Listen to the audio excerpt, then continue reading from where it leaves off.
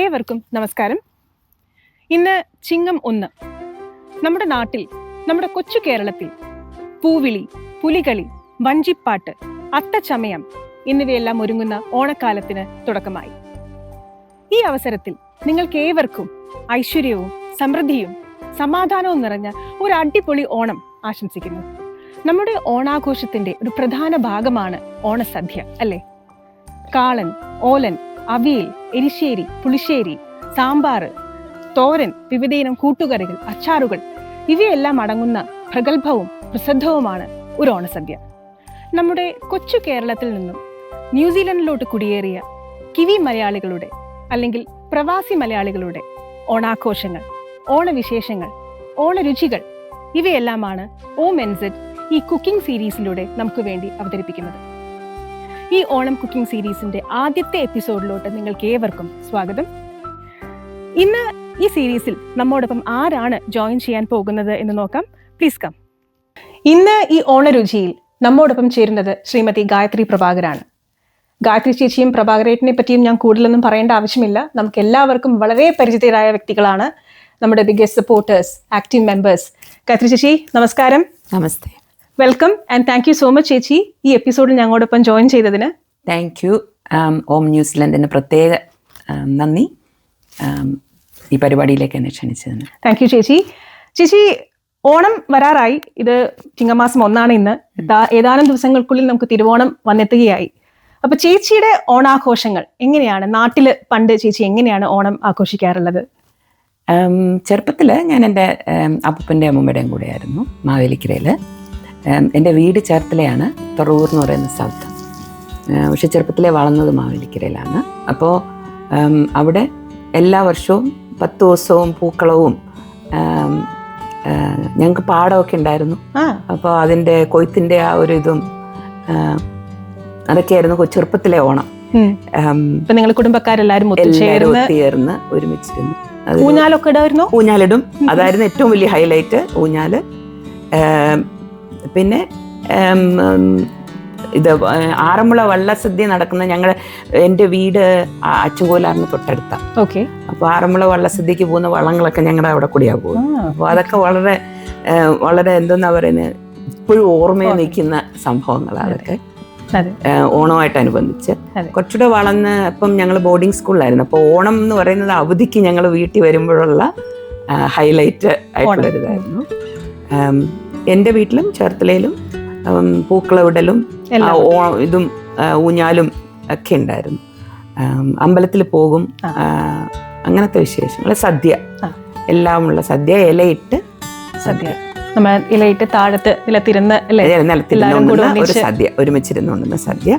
ഇവിടെ വന്നതിന് ശേഷം, ന്യൂസിലൻഡിൽ വന്നതിന് ശേഷം എങ്ങനെയാണ് ചേച്ചി ഓണം ആഘോഷിക്കാറുള്ളത്? ഇവിടെ ഞാൻ എല്ലാ ഓണത്തിനും ലീവ് എടുക്കും. തിരുവോണ ദിവസം ലീവ് എടുക്കും.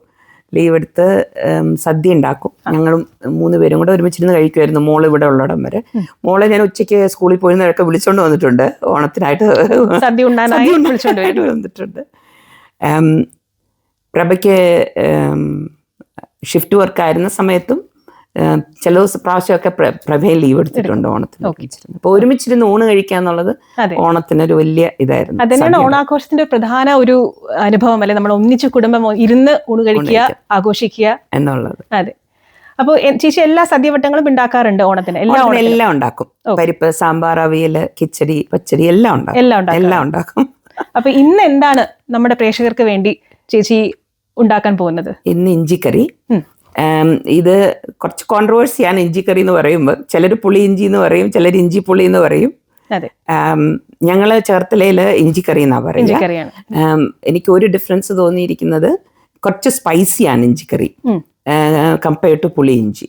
ഇതിലും ശർക്കര ഇടും, പക്ഷെ കുറച്ചൊരു സ്പൈസി സൈഡിലേക്ക് പോകും. ഇഞ്ചിയുടെ ടേസ്റ്റ് കുറച്ച് മുന്നിൽ നിൽക്കുന്ന പോലെയാണ് ഇഞ്ചിക്കറി. അങ്ങനെയാണ് ചേർത്തല സൈഡിലൊക്കെ ഉണ്ടാക്കാറ്. ഞാൻ എൻ്റെതായിട്ടുള്ള ഒരു രീതിയിലാണ് ഇന്ന് കാണിക്കുന്നത്. ഓക്കെ. എനിക്ക് തോന്നുന്നു നമ്മൾ പലർക്കും വളരെ ഇഷ്ടമുള്ള ഒരു ഡിഷാണ്, ഒരു വിഭവമാണ് ഇഞ്ചിക്കറി, അല്ലെങ്കിൽ പുളിയിഞ്ചി, അല്ലെങ്കിൽ ഇഞ്ചിപ്പുളി എന്ന് പറയുന്നത്. എരിവും പുളിയും മധുരവും എല്ലാം മുന്നോട്ട് നിൽക്കുന്ന ഒരു വിഭവമാണത്. സദ്യയുടെ ഒഴിച്ചുകൂടാനാവാത്ത ഒരു ഘടകമാണ് ഇഞ്ചിക്കറി. ദഹനത്തിന്, അതിൻ്റെ ഹെൽത്ത് വൈസ് നോക്കുവാണെങ്കിലും it's one of the most important. അതുകൊണ്ടാണ് അതെ, ഇഞ്ചി എന്ന് പറയുന്നത് അല്ലേ? ഇതിന് എളുപ്പമാണ് ഉണ്ടാക്കാൻ, അതുകൂടെ ഉണ്ട്. അതെ. അപ്പൊ ചേച്ചി നമുക്കിന്ന് ഇനി കുക്കിങ്ങിലോട്ട് കിടന്നാലോ? ഓക്കെ. നമ്മളിപ്പോ ഗായത്രി ചേച്ചിയുടെ കിച്ചണിലാണ് നിൽക്കുന്നത്. ചേച്ചി ഇഞ്ചിപ്പുളി അല്ലെങ്കിൽ ഇഞ്ചിക്കറിക്ക് വേണ്ടി ഉള്ള വിഭവങ്ങൾ, ഇൻഗ്രീഡിയൻസ് ഒക്കെ തയ്യാറാക്കി ഇവിടെ വെച്ചിട്ടുണ്ട്. ചേച്ചി എന്തൊക്കെയാണ് ഇൻഗ്രീഡിയൻസ് എന്നൊന്ന് പറയാമോ? ഇഞ്ചിക്കറി, ഇഞ്ചി വേണം. ഇതൊരു 150 ഗ്രാം ഇഞ്ചി ഉണ്ട്. ഓക്കെ. പച്ചമുളക്, പിന്നെ മുളക് പൊടി, മഞ്ഞൾപ്പൊടി, കായം, ഉലുവ, ശർക്കര, ഉപ്പ്, പിന്നെ പുളി. കടുക് വറുക്കാനായിട്ട് കറിവേപ്പില, കടുകും പിന്നെ വറ്റൽമുളകും, എണ്ണയും. ഒന്ന് തുടങ്ങിയാലോ ചേച്ചി? തുടങ്ങാം. ശരി. ഞാൻ ഒരു വ്യത്യാസമായിട്ട് ചെയ്യുന്നത്, ഞാൻ എണ്ണയിൽ വറക്കാറില്ല.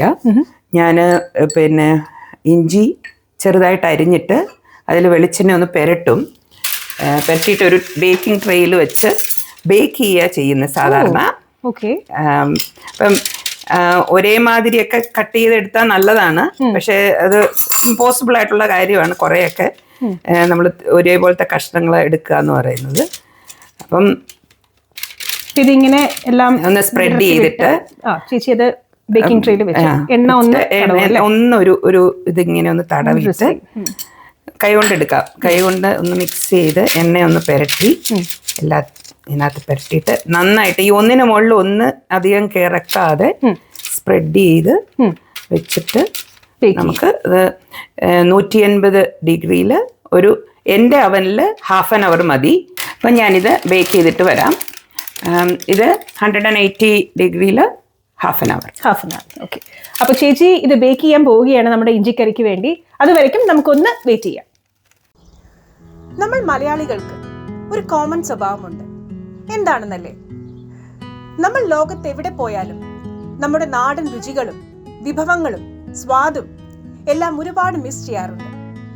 ഇപ്പോഴിതാ നമ്മുടെ തനതായ രുചികളും നമ്മുടെ വിഭവങ്ങളും മറ്റു ക്വിസീൻസും ട്രൈ ചെയ്യാനായി ഒരു അടിപൊളി സ്പോട്ട് ഓക്ലൻഡിൽ എത്തിയിട്ടുണ്ട്, സോൾട്ട് മാംഗോ ട്രീ. നിങ്ങൾ എല്ലാവരും സോൾട്ട് മാംഗോ ട്രീ അവിടുത്തെ ഡിഷസ് എല്ലാം ട്രൈ ചെയ്ത് കാണും എന്ന് വിശ്വസിക്കുന്നു. ഇല്ലെങ്കിൽ please try them out, they are delicious. OMNZന്റെ ഓണം കുക്കിംഗ് സീരീസ് നമുക്ക് വേണ്ടി സ്പോൺസർ ചെയ്തിരിക്കുന്നത് സോൾട്ട് മാംഗോ ട്രീ ആണ്. ഈ അവസരത്തിൽ ഒരുപാട് നന്ദി and all the very best to the team at salt mango tree. Gayathri ചേച്ചി ബേക്ക് ചെയ്ത് കൊടുത്തിട്ടുള്ള ഇഞ്ചിയാണ് ഈ എൻ്റെ കയ്യിൽ ഇരിക്കുന്നത്. ചേച്ചി, അപ്പൊ ഇനി എന്താണ് അടുത്ത സ്റ്റെപ്പ്? ഇത് നന്നായിട്ട് പൊടിക്കണം. ഈ കളർ ഇതുപോലെ വരുന്ന സമയത്ത് വേണം, ബ്രൗൺ കളറായിട്ട് കിട്ടുമ്പോൾ. അപ്പൊ ഇനി ഇത് പൊടിച്ചെടുക്കുകയാണ് അടുത്ത സ്റ്റെപ്പ്. നമുക്ക് പൊടിക്കാം ചേച്ചി. ഓക്കെ. അപ്പോൾ ഗായത്രി ചേച്ചി ചെറുതായി അരിഞ്ഞ് ബേക്ക് ചെയ്യുക, അല്ലെങ്കിൽ വറുക്കുക നമുക്ക് ചെയ്യാം. എന്നിട്ട് പൊടിച്ചെടുത്ത ഇഞ്ചിയാണ് ഇപ്പോൾ എൻ്റെ കയ്യിൽ ഇരിക്കുന്നത്. ഇത് നിങ്ങൾക്ക് കണ്ടറിയാം, വളരെ ഫൈൻ ആയിട്ടല്ല ചേച്ചി പൊടിച്ചെടുത്തിരിക്കുന്നത്. കുറച്ച് തെരുതെരുന്നുള്ള ഒരു കഷ്ണങ്ങളായിട്ടാണ് ഇത് അടിച്ചെടുത്തിരിക്കുന്നത്. അപ്പൊ ചേച്ചി നമുക്ക് ഇവിടെ ചട്ടി ചേച്ചി ചൂടാക്കാൻ വെച്ചിട്ടുണ്ട്. അപ്പൊ അടുത്ത് നമുക്ക് എന്താണ് ചെയ്യാൻ പോകുന്നത്? ഇനിയിപ്പം ഞാൻ കടുക് വറുത്തിട്ടാണ് ചെയ്യുന്നത്. പലരും പല രീതി ചെയ്യും. ചിലര് കറി ഉണ്ടാക്കിയിട്ട് കടുക് വറുക്കും. ഞാൻ കടുക് വറുത്തിട്ടാണ് പുളി പിഴിഞ്ഞൊഴിച്ച് ചെയ്യുന്നത്. ഓക്കെ, ശരിയാണ്. ഞാൻ എല്ലാവരും കണ്ടിരിക്കുന്നത് അതിന് ശേഷമാണ് നമ്മൾ കടുക് വറുത്ത് തടുക്ക ചെയ്യാറ്. ഇത് ഞാൻ ഇങ്ങനെയാ ചെയ്യുന്നത്. ഒരു കുറച്ച് കൂടുതൽ ഒഴിക്കാം എണ്ണ വേണം എന്നുണ്ടെങ്കിൽ. നമ്മൾ അതിനധികം എണ്ണ ഉപയോഗിച്ചിട്ടില്ലല്ലോ, അതുകൊണ്ട് ഇതിന് വേണമെങ്കിൽ ഇടാം. ഈ കടുക് ആദ്യം പൊട്ടിക്കുന്നത് ചേച്ചി എന്തെങ്കിലും റീസൺ കൊണ്ടാണോ, അതോ ജസ്റ്റ്? ഞങ്ങൾ ഇങ്ങനെ ശീലിച്ചിരിക്കുന്നത്. എൻ്റെ വീട്ടിൽ ഇങ്ങനെയാ വെക്കുന്നത്. ഇപ്പം ഇൻഗ്രീഡിയൻസ് കൂടെ ചിലയിടത്ത് ഉള്ളി ചേർക്കാറുണ്ട്, മല്ലിപ്പൊടി ചേർക്കാറുണ്ട്. ഞാൻ ചേർക്കാറില്ല. എന്ന് വെച്ചാൽ കുറച്ച് നാൾ കൂടുതൽ ഇരിക്കണമെങ്കിൽ ഉള്ളിയും മല്ലിയും അവോയ്ഡ് ചെയ്യുന്നതാണ് നല്ലത്. അതിൻ്റെതായ ടേസ്റ്റ് ഉണ്ട്, ഇല്ല എന്നല്ല. പക്ഷെ ഞാൻ എൻ്റെ വീട്ടിൽ ഇങ്ങനെയാ ശീലിച്ചിരിക്കുന്നത്. അപ്പം ഞാൻ ഇങ്ങനെയാണ് ചെയ്യുന്നത്. എണ്ണ ഒന്ന് ചൂടാവാൻ വേണ്ടി വെയിറ്റ് ചെയ്യാണ്. ചേച്ചി വെളിച്ചെണ്ണയല്ലേ യൂസ് ചെയ്യുന്നത്? അതെ, വെളിച്ചെണ്ണയാണ് യൂസ് ചെയ്തിരിക്കുന്നത്. വെളിച്ചെണ്ണ ചെയ്യുന്നതാണ് സ്വാദ്. പിന്നെ ഏത് എണ്ണയാണെങ്കിലും കുഴപ്പമില്ല. ട്രഡീഷണൽ ആയിട്ടുള്ള ഒരു ടേസ്റ്റ് എന്നുള്ളതേ ഉള്ളൂ. ഇവിടെ നമുക്ക് ഏത് എണ്ണ വേണമെങ്കിലും ഉപയോഗിക്കാം. ഒലിവ് ഓയിൽ ഉപയോഗിച്ചാലും പിന്നെ റൈസ് ബ്രാനോ സൺഫ്ലവറോ ഏത് ഓയിൽ ഉപയോഗിച്ചാലും കുഴപ്പമില്ല. അപ്പൊ ഞാൻ ഇട്ട് നോക്കാൻ പോണേ. എണ്ണ തിളച്ചു തുടങ്ങി. ചട്ടി ചൂടായി കഴിഞ്ഞാൽ എളുപ്പമാണ് ചെയ്യാൻ. ചട്ടിയിൽ ഇരുമ്പ് ചീനിച്ചട്ടിയിൽ ചെയ്യാതിരിക്കുക നല്ലത്. പുളി ഒഴിച്ചു കഴിയുമ്പോൾ അതിനൊരു പ്രത്യേക ടേസ്റ്റ് വരും. ഇഞ്ചി കറി അതിനകത്ത് ഇട്ട് കഴിഞ്ഞാൽ അത് നല്ലത്. സ്റ്റീൽ പാത്രത്തിലോ, ഞാൻ എപ്പോഴും ഇതിലാ ഉപയോഗിക്കും. അപ്പൊ അതാണ് ബെറ്റർ എന്നാണ് ചേച്ചി പറയുന്നത്. ചേച്ചി എല്ലാ ഓണത്തിനും വിഷുവിനും ഒക്കെ ഇഞ്ചിക്കറി ഉണ്ടാക്കാറുണ്ടോ? ഉണ്ട്. ഇഞ്ചിക്കറി പൊതുവെ അല്ലെങ്കിലും ഉണ്ടാക്കാറുണ്ട്. കാര്യം ഇഷ്ടമാണ്, ഞങ്ങൾക്ക് എല്ലാവർക്കും ഇഷ്ടം. ഇഞ്ചിക്കറി ഇഷ്ടമാണ്. അപ്പൊ എന്നിട്ട് ഇത് സ്റ്റോക്ക് ചെയ്ത് വെക്കും അല്ലേ? സ്റ്റോർ ചെയ്ത് വെക്കും. ഒരു പിക്കിള് പോലല്ലേ ഇത്? ശരിക്കും പറഞ്ഞ ഒരു പിക്കിളാണ്. എത്ര നാൾ ഇരുന്നു? കുറെ നാൾ ആണെങ്കിൽ ഇതൊരു നല്ല ടേസ്റ്റ് ആയിട്ടാണെങ്കിൽ ഒരാഴ്ച 2 ആഴ്ചയോളം ഇരിക്കും. അതിൽ കൂടുതൽ ഉപയോഗിക്കാം കേട്ടോ, ഇല്ലാന്നല്ല. നമ്മുടെ വറ്റൽമുളക്, പിന്നെ കറിവേപ്പില. എണ്ണ പൊട്ടിച്ച് വറ്റൽമുളകും കറിവേപ്പിലയും ഇട്ട് ചേച്ചി ഇതേ അത് സ്റ്റിർ ചെയ്യാണ്, ഇളക്കുകയാണ്. ഇത്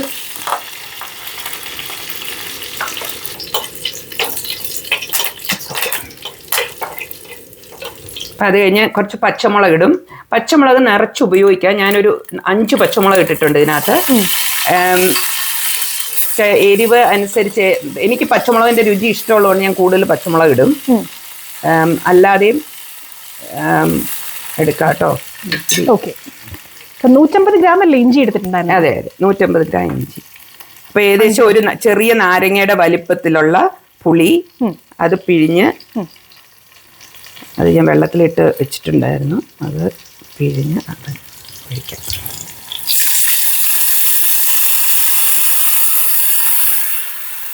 കൂടുതൽ ഒഴിക്കാം. പുളി നന്നായി പിഴിഞ്ഞ് അതിലൊഴിക്കണം. ചെറിയ ഈ എന്താ ലിക്വിഡ് ആയിട്ടുള്ള ഇത് കിട്ടും ഇവിടെ, പ്യൂരേ പോലെ ഉള്ളത് കിട്ടും. അതാണെങ്കിൽ നല്ലത്.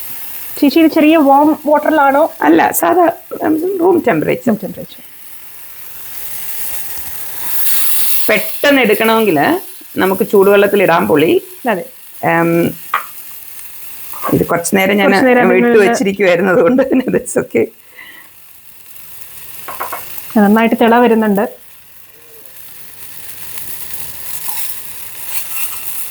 പുളിയുടെ പച്ച ടേസ്റ്റ് മാറണം. നമ്മൾ പിന്നെ അപ്പം അതിൻ്റെ കൂടെ ഒരു സ്പൂൺ, ഒരു സ്പൂണുണ്ട്, ഒരു ടീസ്പൂൺ മുളക് പൊടിയും 1/4 ടീസ്പൂൺ മഞ്ഞൾപ്പൊടിയും, അത് രണ്ടും ഇട്ടിട്ട് നല്ലവണ്ണം ഒന്ന് ഇളക്കണം, മിക്സ് ചെയ്യണം. എരിവ് കൂടുതൽ വേണ്ടുന്നവർക്ക് ഉപയോഗിക്കാം കേട്ടോ, നല്ലവണ്ണം എരിവിടാം. എനിക്ക് തോന്നുന്നു കുറച്ചുകൂടെ ഇടുന്നത് നന്നായിരിക്കും തോന്നുന്നു, 1 സ്പൂണിനേക്കാൾ ഇതിനകത്ത് ഇപ്പം കണ്ടിട്ട്. But that's okay. ഇത് നമ്മൾ കുറച്ച് കഴിഞ്ഞിട്ടേ ഇടുന്നു. ഇത് നല്ലവണ്ണം തിളച്ച് കഴിയുമ്പോൾ ഇഞ്ചി ഇടും. ഓക്കെ. അപ്പൊ ഇത് നന്നായി തിളയ്ക്കണം. നമ്മൾ അതുവരെ വെയിറ്റ് ചെയ്യണം. നമുക്കത് നന്നായിട്ട് തിളയ്ക്കണം, വെയിറ്റ് ചെയ്യണം.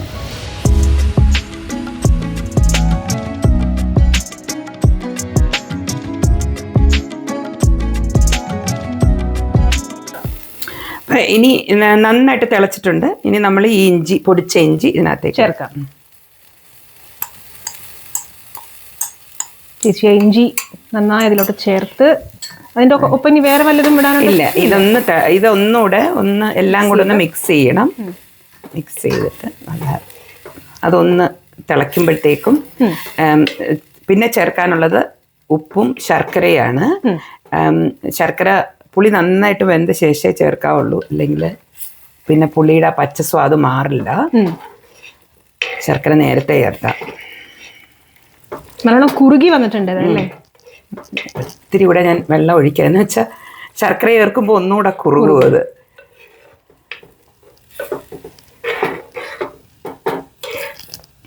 ഇപ്പൊ ഉപ്പും കൂടെ ചേർത്തേക്കാം. ഉപ്പ് ആദ്യം ചേർത്ത്. ചേച്ചി ഹിമാലയൻ സോൾട്ട് ആണോ യൂസ് ചെയ്യുന്നത്? അതെ, ഞാൻ ഹിമാലയൻ സോൾട്ടാണ് യൂസ് ചെയ്യുന്നത്. ഏത് ഉപ്പാണെങ്കിലും സാരമില്ല. അതിന്റെ കളർ കണ്ടപ്പോൾ എനിക്ക് തോന്നി. ഞാൻ ഇതിനകത്ത് ഇപ്പോൾ 1.25 സ്പൂൺ ഇട്ടിട്ടുണ്ട് ഉപ്പ്. 1.25 ടീസ്പൂൺ ഇട്ടിട്ടുണ്ട്. നമുക്ക് നോക്കാം, രുചിച്ച് നോക്കിയിട്ട് പിന്നെ വേണമെങ്കിൽ ചേർക്കാം. അതെ.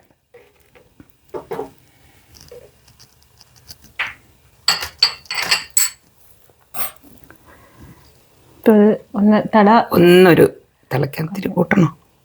കുറച്ച് കൂട്ടാൻ ചേച്ചി. അതെ, മതി. ആ ഇഞ്ചി എല്ലാമായിട്ടൊന്ന് മിക്സ് ചെയ്യാൻ വേണ്ടി മാത്രം കുറച്ചൊരു 2 മിനിറ്റ്സ് നന്നായിട്ട് നല്ല ഒരു സ്മെല്ലൊക്കെ ഓൾറെഡി വന്നു തുടങ്ങി. ഇഞ്ചിയുടേതായിട്ടുള്ള ആ ഒരു ഫ്ലേവർ ഒക്കെ എനിക്ക് കിട്ടുന്നുണ്ട്. ആ കുറുക്കലും ഒന്ന് കുറഞ്ഞു ചേച്ചി ആ വെള്ളം ഒഴിച്ചതുകൊണ്ട്. ഇനിയിപ്പോ നമ്മൾ എന്താ ചെയ്യാൻ പോകുന്നത്? അടുത്തത് ശർക്കര ഇടണം. ശർക്കര ഇട്ട് നന്നായിട്ട് കുറുകണം. കുറുകി കഴിഞ്ഞു കഴിഞ്ഞാൽ ഞാൻ അവസാനമാണ് ഇടുന്ന ഒരു നുള്ള് കായം, ഒരു നുള്ള് ഉലുവ പൊടിച്ചത്, രണ്ട് നമുക്ക് കഴിഞ്ഞു. അത്രേ ഉള്ളൂ. വളരെ എളുപ്പമാണ് ഇഞ്ചിക്കറി ചെയ്യാനായിട്ട്. അതെ. അപ്പൊ ഇത് തിളച്ചോണ്ടിരിക്കുകയാണ്. നമ്മുടെ ഇഞ്ചി എല്ലാം ചേർത്ത് തിളച്ചോണ്ടിരിക്കുകയാണ്. ഇപ്പോൾ ചേർക്കാം. ഓക്കെ. ഞാനിതൊരു 2 ടേബിൾ സ്പൂൺ ഉണ്ട് ശർക്കര. 2 ടേബിൾ സ്പൂൺ ശർക്കര ഇടാം. അതെല്ലാം ഒന്ന് ബാലൻസ് ആവാനായിട്ട്. പുളിയും എരിവും എല്ലാം ഒന്ന് ബാലൻസ് ചെയ്യാൻ. ഈ ശർക്കരയുടെ അളവിൽ ഒരു വ്യത്യാസമാണ് ഇഞ്ചിക്കറിയും പുളി ഇഞ്ചിയും തമ്മിലുള്ള വ്യത്യാസം എന്നാണ് എൻ്റെ വിശ്വാസം. ഇഞ്ചിക്കറിക്ക് അധികം മധുരം വേണ്ട. ഇനി ഇതൊന്ന് കുറുകിയാൽ മതി. അത് കുറുകുമ്പോഴത്തേക്കും പിന്നെ ശരിയാവും. പിന്നെ കായം ഉലുവ ചിലർ പറയും തണുത്തിട്ടേ ഇടാവുള്ളൂ എന്ന്. കാര്യം ഇല്ലെങ്കിൽ ആ ഉലുവയുടെ കയ്പ്പ് വരും എന്ന് പറയും. പക്ഷെ എനിക്ക് അങ്ങനെ തോന്നിയിട്ടില്ല കേട്ടോ. ഞാൻ ഒരു നുള്ളി ഇങ്ങനെ ചുമ്മാ ഇടും. തിളയ്ക്കുമ്പോ തന്നെ ചേർക്കും. ഇത് അണച്ച് കഴിയുമ്പോഴത്തേക്ക് ഒരു കായം വേണമെങ്കിൽ ഇപ്പൊ ചേർത്തേക്കാം. കുറച്ച് മതി കായം, ഒരു സ്വല്പം കായം.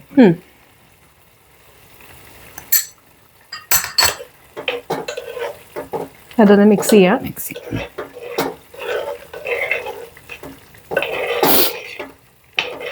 ഇത് 108 കറികളുടെ ഗുണമാണ് ഇഞ്ചിക്കറിക്കെന്ന് പറയുന്നത്. ഇഞ്ചിക്കറി 108, അതെ അങ്ങനെയാണ് പറയാറ്. കറികളുടെ ഗുണമാണ് ഒരു ഇഞ്ചിക്കറി എന്നാ പറയുന്നത്. അതെ. എനിക്ക് തോന്നുന്നു ഐതിഹ്യമാലയിലൊക്കെ ഉണ്ടെന്ന് തോന്നുന്നു ഇഞ്ചിക്കറിയുടെ വിശേഷങ്ങളെ പറ്റി. ചേച്ചി നേരത്തെ പറഞ്ഞ പോലെ നമ്മുടെ എല്ലാ സദ്യ, കേരളത്തിന്റെ ഏത് സദ്യ എടുത്താലും ഒഴിച്ചുവിടാൻ പറ്റാത്ത ഒരു വിഭവമാണ് നമ്മുടെ ഇഞ്ചിക്കറി അല്ലേ. എല്ലാത്തിനും സദ്യവട്ടങ്ങളിലും എല്ലാ ആഘോഷങ്ങളിലും നമുക്ക് മസ്റ്റ് ആയിട്ടുള്ള ഒരു ഡിഷാണ് ഇത്. അതെ. അപ്പൊ അതെല്ലാം നന്നായി മിക്സ് ആയി. ഇനി കുറച്ച് ഉലുവ കൂടെ ചേർക്കണം. ഒത്തിരി ഉലുവ കൂടെ ചേർക്കണം. ഇത് ഈ മൺചട്ടിയിലാണ് വയ്ക്കുന്നതെങ്കിൽ ആ ചൂടിലിരുന്ന് കുറച്ച് കുറുകും. അതെ, അതിനും ഒരു പ്രത്യേക ടേസ്റ്റാണ്. ഇപ്പൊ ചേച്ചി ഞാൻ ജസ്റ്റ് ചോദിക്കുകയാണ്, നമ്മള് ചേച്ചി ആദ്യം കടുക് പൊട്ടിച്ചു കഴിഞ്ഞു, പക്ഷെ ഇതെല്ലാം ആയി കഴിഞ്ഞിട്ട് അതിനുശേഷം കടുക് പൊട്ടിച്ച് വേണമെങ്കിൽ നമുക്ക് ചേർക്കാമല്ലോ അല്ലേ? അതുകൊണ്ടും കുഴപ്പമില്ല, അങ്ങനെ വേണമെങ്കിലും ചെയ്യാം. അങ്ങനെ വേണമെങ്കിലും ചെയ്യാം. ഇപ്പൊ എണ്ണ ചൂടാക്കി മുളക് വറുത്തിട്ട്, പിന്നെ ആലപ്പുഴ സൈഡിലൊക്കെ ഞാൻ പറഞ്ഞു ഈ ഉള്ളി ചേർക്കും ചിലര്. അപ്പൊ ഉള്ളിയൊക്കെ വഴറ്റി പുളി പിഴിഞ്ഞൊഴിച്ച് ബാക്കി സ്റ്റെപ്സ് ഒക്കെ ഇതുപോലെ തന്നെ ചെയ്തിട്ട് അവസാനം കടുക് വറുത്തിരുന്നവരും ഉണ്ട്. ഓരോരുത്തരുടെ പ്രിഫറൻസ് ആണ്. നമ്മളിത് നമ്മുടെ വീട്ടിൽ ചെയ്യുന്ന കണ്ട് ശീലിച്ചുകൊണ്ട് നമ്മളിങ്ങനെ ചെയ്യുന്നു. അത്രേ ഉള്ളൂ. ഓ, നല്ല മണം വരുന്നുണ്ട് കേട്ടോ. ആ ഒരു ഇഞ്ചി, ആ ഒരു സ്മെല്ലും ഫ്ലേവറും ഒക്കെ എനിക്ക് ഇപ്പൊ തന്നെ ഫീൽ ചെയ്യാം.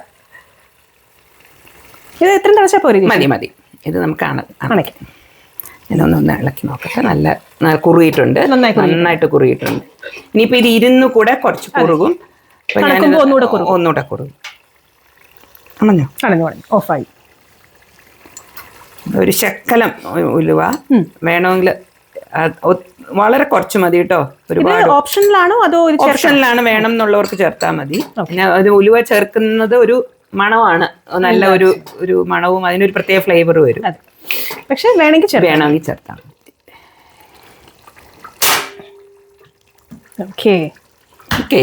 ഇഞ്ചിക്കറി റെഡി.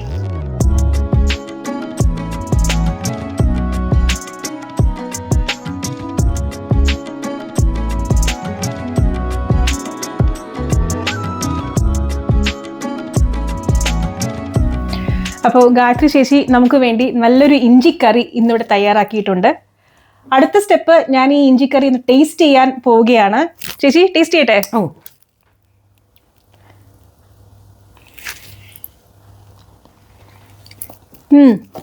നല്ല ടേസ്റ്റ് ഉണ്ട്, നല്ല ഫ്ലേവർ ഉണ്ട്.